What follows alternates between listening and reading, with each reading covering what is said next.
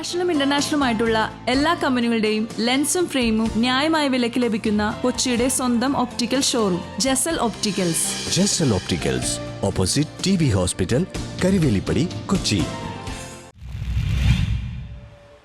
Ernakulam press club മന്ദിരത്തിന് ഇന്ന് 57 വയസ്സ്. ഇന്ന് ഡിസംബർ 15 എറണാകുളം പ്രസ് ക്ലബ് മന്ദിരത്തിന് 57 വയസ്സ് തികയുകയാണ്. 1968 ഡിസംബർ 15 ഇന്ത്യൻ പ്രധാനമന്ത്രി ഇന്ദിരാഗാന്ധി ഈ മന്ദിരം ഉദ്ഘാടനം ചെയ്തപ്പോൾ പ്രമുഖ മാധ്യമ പ്രവർത്തകൻ NV പൈലിച്ചേട്ടൻ അവരെ സ്വീകരിച്ചിരുന്നു. അന്ന് ആരംഭിച്ച ഈ സ്ഥാപനം ഇന്ന് കേരളത്തിലെ പത്രപ്രവർത്തകരുടെ പ്രധാന ഹബ്ബായി വളർന്നിരിക്കുന്നു.